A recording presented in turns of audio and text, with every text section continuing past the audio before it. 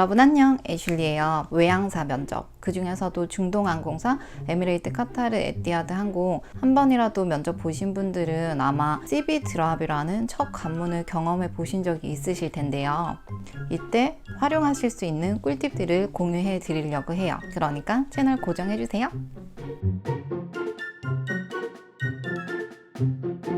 면접 합격 테크닉 그 첫 번째는요, 바로 두 갈식으로 답하라예요. 제가 웬만한 건 정말 다 영상에다가 실은 것 같은데, 예전 영상에서도 말씀드렸듯이 항상 면접관이 묻는 질문에 결론부터 제시를 해주고 뒤에 부연 설명 붙이는 방식을 면접관은 훨씬 더 선호한답니다. 면접관은 그 앉은 자리에서 아주 적으면 50명 또는 몇백 명씩 하루에 CV 드랍을 받아야 되기 때문에 굉장히 두뇌와 눈이 피로한 상태겠죠.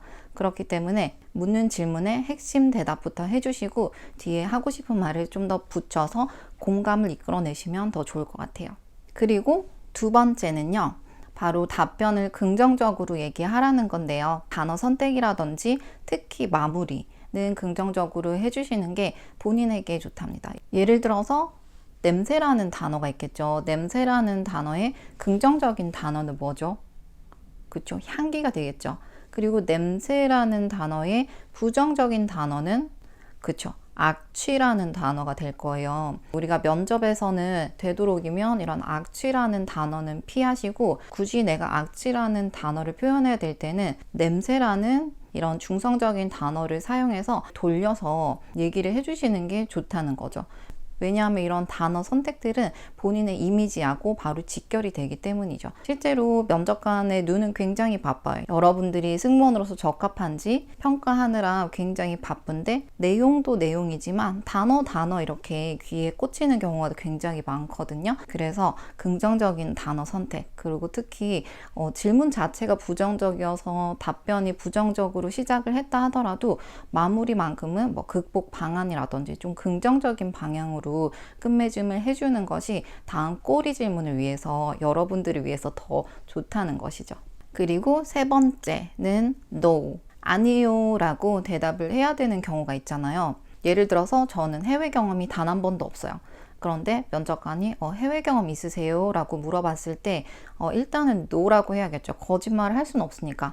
노라고 했다고 하더라도 뒤에 대안을 붙여서, 하지만 다음 달에 태국 방콕으로 첫 해외여행을 갈 예정입니다 라든지, 저는 해외여행 경험은 없지만 국내에서 외국인 친구들을 많이 만나서 어떻게 놀러 다닌 경험이라든지, 또는 해외 경험은 없지만 국내 여행 경험 많습니다 라든지, 자기가 유리한 방향으로 면접을 이끌어가는, 대화를 이끌어가는 것도 성공할 수 있는, 그리고 면접관하고 교감을 이끌어낼 수 있는 하나의 방법이 될 수 있겠죠. 이거는 스몰 토크에 관한 것이고요. 면접관이 시키는 디렉션 중에 yes나 no로만 대답하시오 라고 하실 때는 당연히 둘 중에 하나만 간결하게 대답을 하시는 게 당연하겠죠. 뭐니 해도 면접에서는 면접관의 디렉션을 정확하게 알아듣고 그대로 답변할 수 있는 언어 능력, 그리고 커뮤니케이션 능력이 가장 중요한 요소라고 할 수 있어요. 그리고 이 교재에 보시면은 Keep the conversation light, 승무원이 막 세계 평화에 대해서 논하고 심각한 사안들에 대해서 얘기를 뭐 하려면 할 수 있지만 직업상 그런 이미지가 전혀 아니잖아요. 그렇기 때문에 면접관들이 그런 센터 슈팅이라고 해가지고 문제 자체를 무겁게 내줄 때가 있어요. 지금 시국 같은 경우는 뭐 일본하고 한국의 관계에 대해서 어떻게 생각하냐 라든지, What does the Korean school system try to educate to students? What is the current issue in Korea? 뭐 너가 슈퍼내추럴 파워가 있으면은 뭐 할 거냐? 최근에는 이런 것도 있어요. How can fashion industry influence in negative way? Which value do you want to pass to your children? What do you think about child adoption? 등등. 굉장히 많아요. 정말 방대해서 제가 이 영상에 차마 다 실기는 좀 그런데, 어쨌든 이렇게 좀 무거운 주제들, 또 시사에 관한 것을 받았을 때도 여러분들이 그거를 정말 무겁게 받아들이시지 마시고 가볍게 쳐내고 그냥 웃으면서 어느 정도 분위기를 가볍게 유지할 수 있는 그런 태도를 보여주는 게 좋아요. 그리고 be polite. 면접관이잖아요. 근데 면접관한테 들어가면서 캐주얼하게 친구 대하듯이 캠퍼스 잉글리시 막 구사하시는 분들이 있거든요. Hi 라든지 You know의 남발이라든지 약간 그런 거 있어요. 어쨌든 저는 좀 따라하기 힘든데 캠퍼스 잉글리시를 구사하시기보다는 면접관은 여러분들을 볼 때 누구의 관점, 누구의 시선에서 여러분들을 바라볼지 한번 생각해 보세요.